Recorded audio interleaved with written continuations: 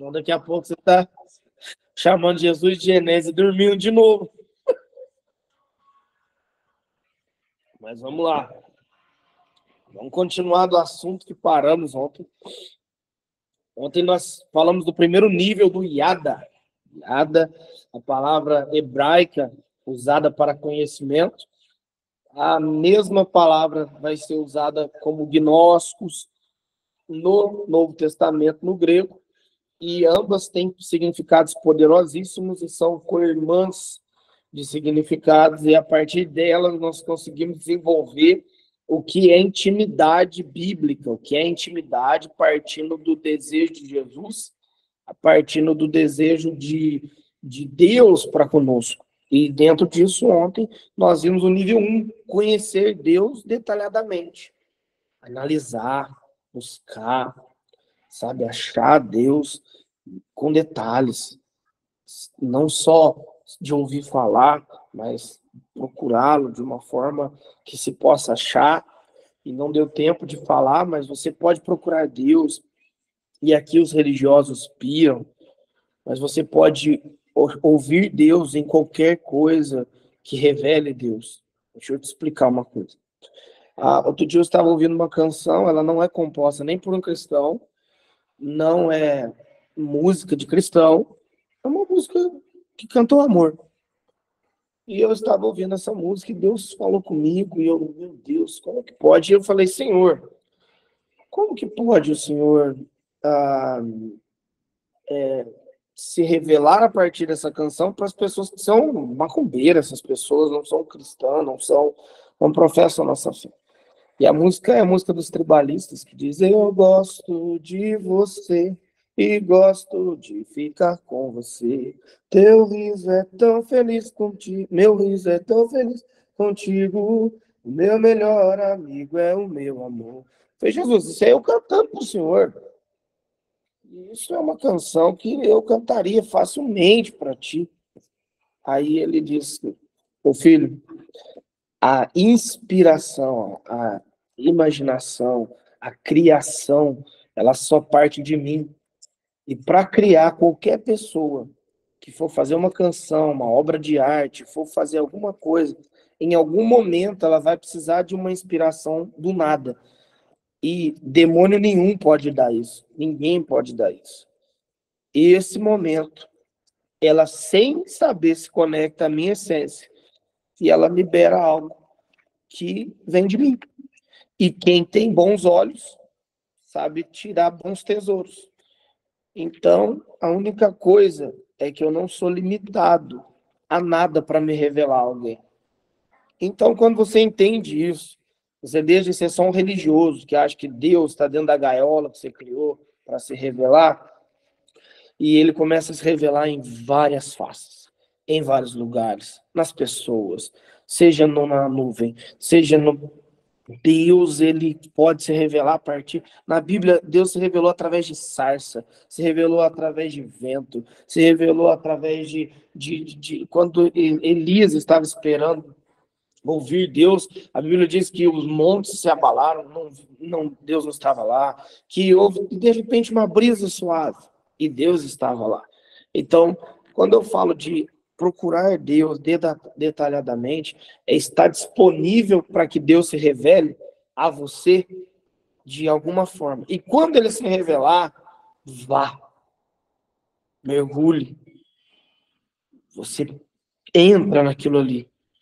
E aí você vai ter revelações que você não tinha antes. Você vai descobrir coisas que você não sabia antes. E é muito interessante que depois a Bíblia vai respaldar a tua experiência, porque normalmente todas as experiências que você vive, elas existem conexões com a Bíblia. Sem isso, você pode estar vivendo só um êxtase. Não está, de fato, vivendo algo com Cristo. Porém, até hoje, todas as experiências que eu vivi, a partir, independente do que seja, se eu contasse o jeito que eu falo com Deus, Deus fala comigo, você dá risada. Eu estou andando no carro, olho na placa do carro da frente. Como eu entendo bastante sobre a gematria, sobre as questões das letras e dos números, meu amigo, todas as placas dos carros, Deus está falando comigo. Uma placa de um carro. Quando eu abrir a Bíblia, eu leio lá DS, eu já falo, Bruno, Deus é a tua salvação. E aí já tem o número 1, fala, é o início, 2, aliança, aí tem o 7, descanso, aí tem o 3, ressurreição. Então, para mim, tudo fala. Tudo fala. Então, eu decidi entender que eu não vivo o acaso, eu vivo Deus. E na minha vida, tudo é Deus. Porque eu nasci de novo e não vivo o plano que eu decidi. Eu vivo o plano que ele decidiu, e dentro desse plano, até os passarinhos que vão passar na minha vida no dia, fazem parte da composição da canção que ele tem para aquele dia. Então, fico atento a tudo. Nada é só uma coisa. Nossa, que coincidência. Não tem coincidência para mim. Tem sempre cristocidência. Ao contrário, não vivo nas normas dessa terra, onde a terra determina. Eu sou inconformado. Eu vivo nos padrões do reino e nele medito e o busco a todos os instantes. Bom, vamos lá. Se o nível 1 do IADA é conhecer detalhadamente, vamos lá, Efésios 1:17, para que o Deus do nosso Senhor Jesus Cristo, o Pai da glória, vos conceda espírito de sabedoria e de revelação no pleno conhecimento dele, no pleno IADA dele, no pleno gnósticos dele. Ou seja, para que você tenha conhecimento pleno dele. Nesse nível, principalmente nesse versículo, Paulo está apontando para o segundo nível do IADA, para o segundo nível de conhecer a Deus, de prosseguir conhecer, de prosseguir em se relacionar. Paulo está dizendo que eles se relacionem com o Senhor, recebam um espírito de sabedoria e revelação, para que eles possam conhecer. A primeira coisa, antes de falar aqui qualquer coisa sobre IADA, entenda isso. É só pelo Espírito que você vai receber revelações. Do contrário, você vai receber informações. Você pode ler um livro e receber informações, mas você pode ler o livro e receber revelações. O livro é o próprio Jesus. E ele pode trazer revelações no Espírito que ninguém pode trazer.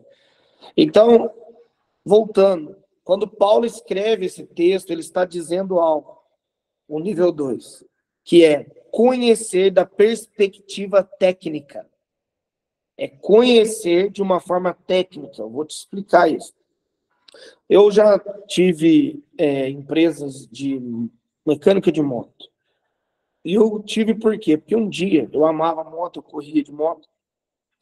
E um dia eu achei na minha cabeça que eu conseguia desmontar o motor da moto, o carburador, e montar tudo de novo.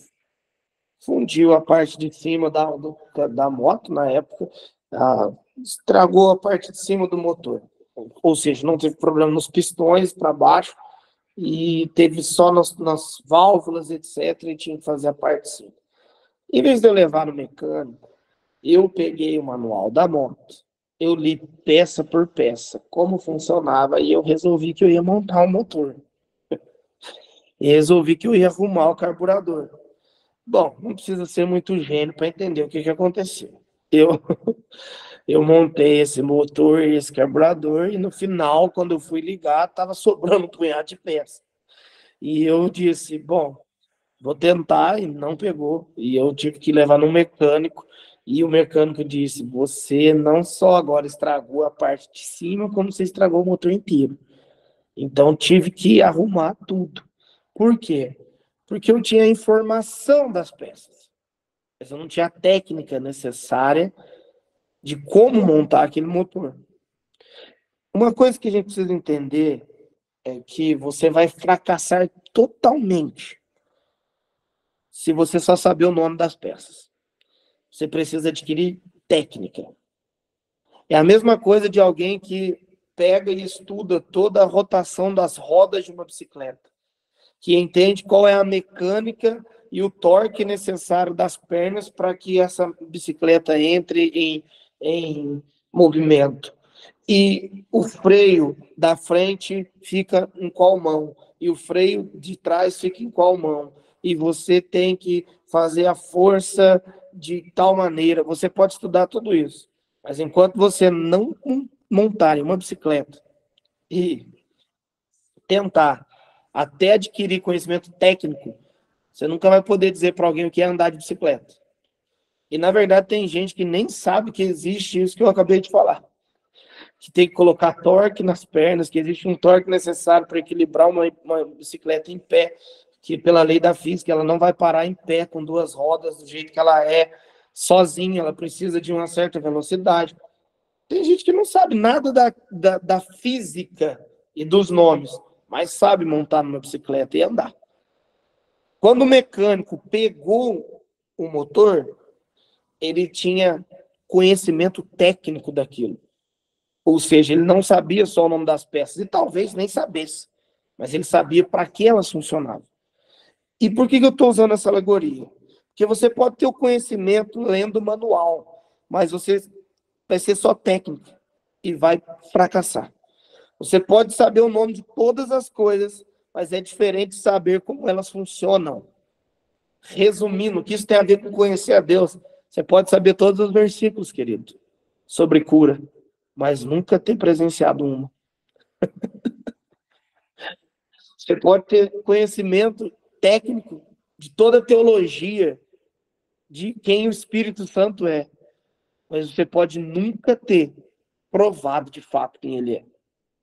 Você pode ter todas as informações sobre a história de Jesus, quem foi este homem, o que ele fez, onde ele andou, a cor da sua sandália, a cor dos seus cabelos, sem nunca ter tomado um café com ele.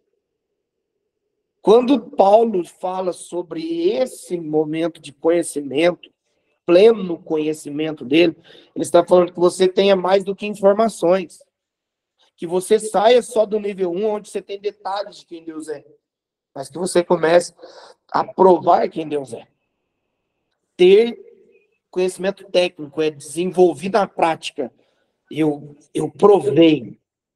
A Bíblia diz: provai e vede que o Senhor é bom. A Bíblia não diz estudai e vede. A Bíblia não diz pense e tenha todas as informações de Deus e você verá. Não. Eu cansei de ver nessa minha jornada de pastor homens com conhecimento sobre Deus, técnico, que eles sabem o manual de cor, pastor Deus.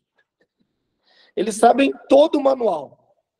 Todo o manual. Eles conhecem a eclesiologia, eles conhecem a filosofia, eles conhecem a psicologia, eles conhecem tudo o IA, mas não provou nada. Quando você fala que é possível andar sobre as águas, ele vai dizer que é um dado histórico. Quando você fala que pode curar um enfermo, ele diz que isso é letra. Os sensacionistas não creem nos dons para a atualidade. Eu entendo, porque quando você só tem informação técnica e não tem experiência de campo, você não vai conhecer Deus de uma forma e de uma perspectiva técnica. Você vai conhecer Deus informativo. Tem muita gente que precisa de um cartãozinho escrito sobre quem Deus é para evangelizar os outros. E o que Deus queria é que você fosse a expressão dele, para que os outros, ao olhar para você, vissem quem ele era. Muito mais do que um cartãozinho falando sobre quem Deus é. Você é a carta viva escrita por ele. Então mude tuas práticas. Para de falar técnicas para os outros de quem Deus é e comece a revelá-lo a partir da tua experiência. Não seja como eu, que leu o manual e achou que podia montar o motor daquela moto. Tem gente que, porque leu a Bíblia, acha que sabe tudo sobre Deus. Não, de fato você precisa ler a Bíblia, porque ali contém as histórias e toda a palavra de Deus. Mas você pode ter todos os versículos decorados de cura e nunca ter curado sequer uma dor de cabeça. E eu te posso te dizer, aconteceu isso comigo. Já houve momentos que eu me senti tão fracassado, porque eu sabia todos os versículos e promessas de cura, e eu ia orar para alguém enfermo, e eu recitava esses versículos, eu orava esses versículos, e nada acontecia. Porque eu estava tentando viver algo de uma perspectiva só de ler o manual. E Deus não quer ser conhecido só de ler o manual. Deus quer ser conhecido uma perspectiva que você desenvolve treinamento técnico com ele e adquire experiência de campo. Você pode ter os 10 passos para o sucesso, o versículo para a cura. Você pode ter 5 passos para um casamento feliz e sair desses 5 passos, 10 passos, totalmente frustrado. Eu te garanto. Você pode sair só com uma frustração na mão. Porque nós devemos ter o conhecimento que se prova. Nós temos que ter o conhecimento de campo. Por que aquele menino montou o motor? Porque em algum momento ele errou, mas ele pôs a mão, ele tentou. Tanto que depois de eu errar dessa vez, eu fui estudar, aprendi, e agora não vou conseguir mais, mas por tempo eu tive, por 3 anos, uma loja de peças e oficina de moto. Depois eu montei motores e funcionou. Mas eu fui aprender sobre o que era o motor e pôr a mão e aprender até que ele funcionasse. Então, você pode ser aquele crente que ouve informações do manual no YouTube todos os dias. Ou você pode ser o crente que põe a mão na massa, prova e desenvolve um relacionamento da perspectiva técnica de quem Deus é. E alguém vai dizer, Ruth, como é para curar os outros? E aí ela vai poder dizer não de um manual. Ela pode até usar o manual, mas para dizer, tá vendo? Nessa parte do manual, você faz assim e acontece assim. Então, estão me fazendo entender? Vocês estão compreendendo? Claramente. Você não vai revelar Deus a partir do... Leia esses 10 passos aqui para alcançar o sucesso. Não. Você vai mostrar para as pessoas um nível de relacionamento para uma vida de sucesso. Você não vai falar como deve ser os 10 passos para um casamento feliz. Você vai dizer, olha para o meu casamento. Relacionar-se com Jesus faz um casamento ficar sadio. Então, quantas vezes você já ficou frustrado por saber o que estava no manual, mas não conseguir viver na hora da técnica?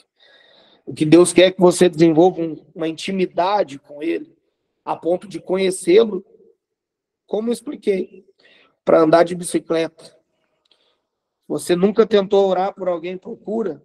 Você pode ter todos os versículos de cura e nunca vai provar da cura. Não seja um crente de manual. Seja um crente que prova e vê. O evangelho, ele tem 2 símbolos. O evangelho, quando ele é entregue por Jesus, ele deixa para nós poucos rituais. O sacerdócio levítico, ele demandava e demanda até hoje para os judeus milhões de rituais. Milhões de rituais. Tinha tanto ritual. Era ovelha, era cabrito, era boi, era sangue, era aspersão. Quando você lê para o cara chegar na presença de Deus, o quanto de coisa ele tinha que fazer, meu Deus do céu. Jesus vem, cumpre todos esses rituais e nos dá um vivo e novo caminho através dele para acessar a Deus. Então, a única coisa que Jesus deixa como ritual para os cristãos é o batismo e a ceia. Isso não é pedido, é mandamento. Batizar no nome do Pai, do Filho e do Espírito e cear. Esses são 2 rituais que permaneceu. Então, se algum dia alguém te falar que não precisa cear e que não precisa ser batizado, não caia no conto do vigário. Porque são os únicos 2 rituais. Agora, olha que doido.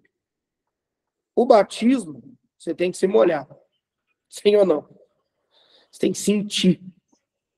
A ceia, você tem que provar também. Tem dia que você vai na igreja, tem uns suquinhos de uva bom.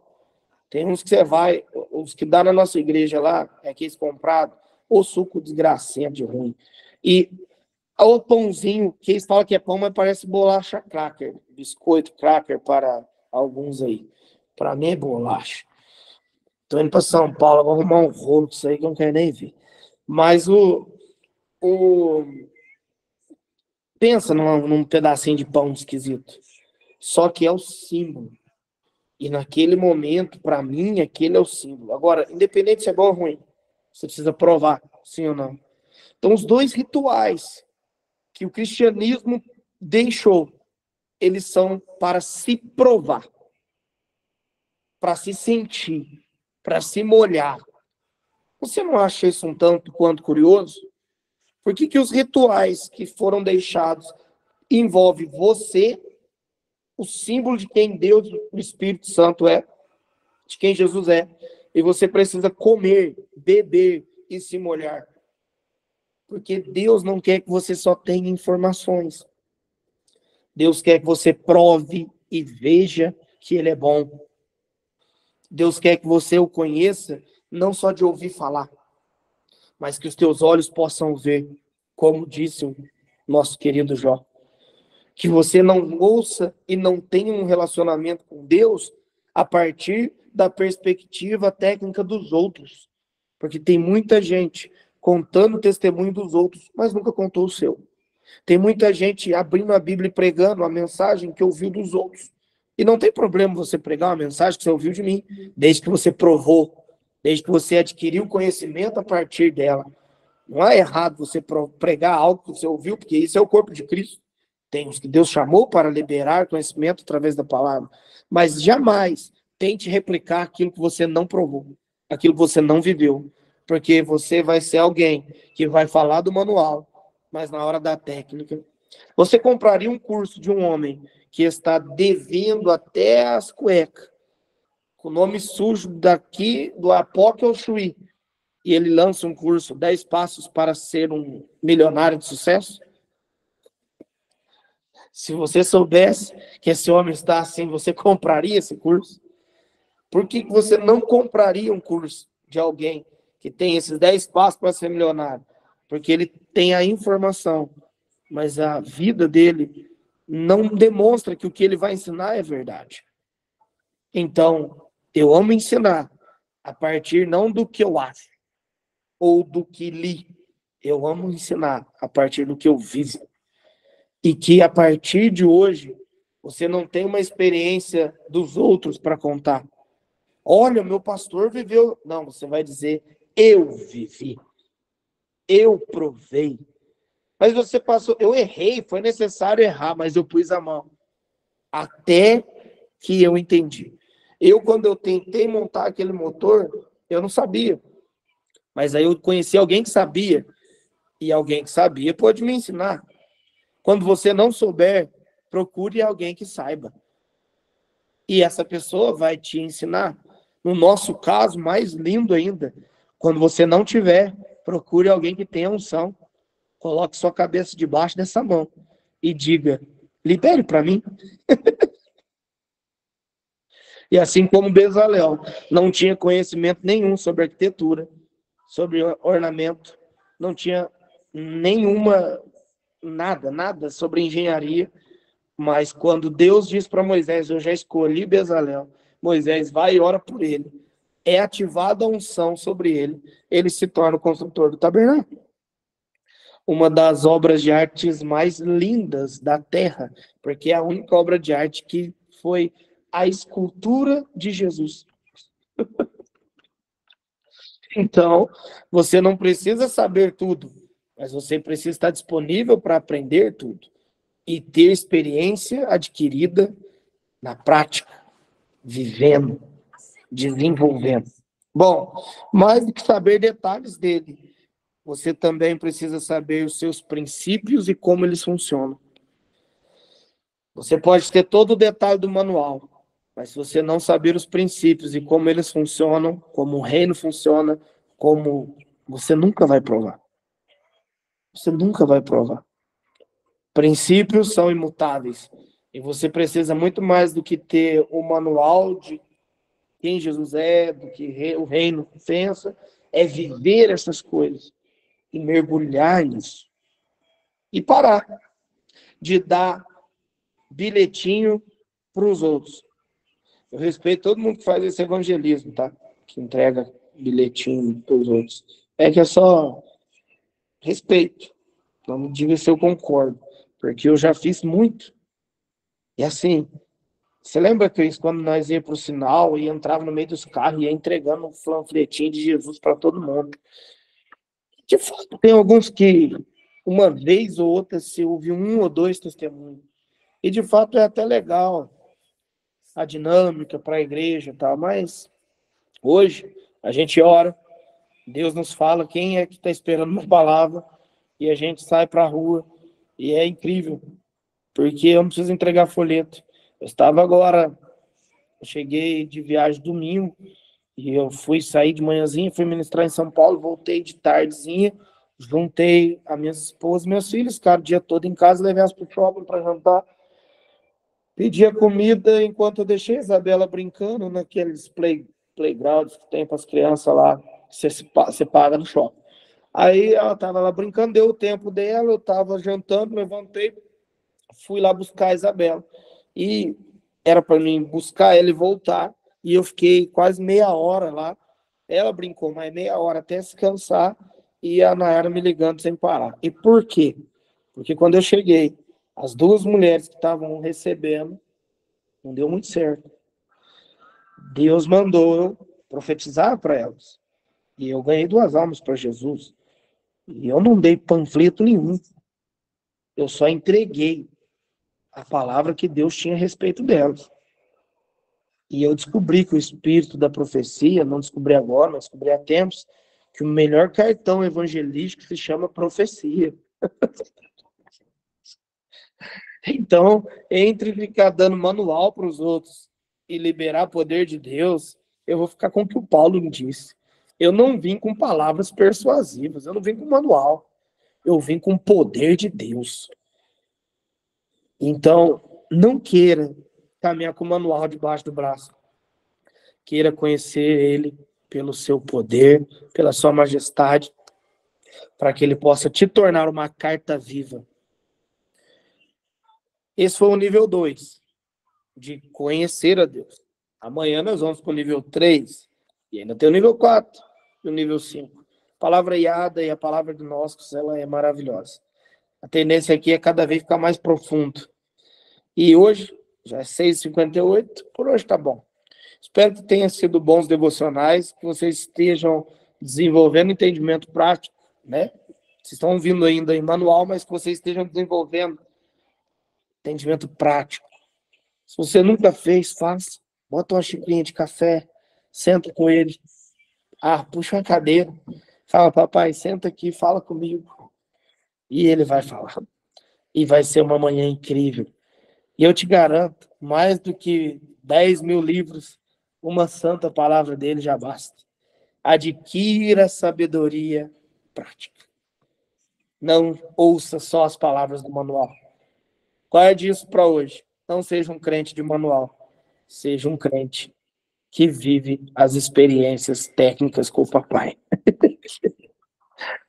Um ótimo dia para vocês, que o Senhor vos dê a paz e traga prosperidade sem medida, que os seus ministérios avancem, que vocês prosperem na terra e sejam a luz para esse mundo e o sal para essa terra. Faça com que esse mundo conheça a glória de Jesus, porque Cristo em nós é a esperança da glória. Deus os abençoe. Até amanhã. Amém. Amém.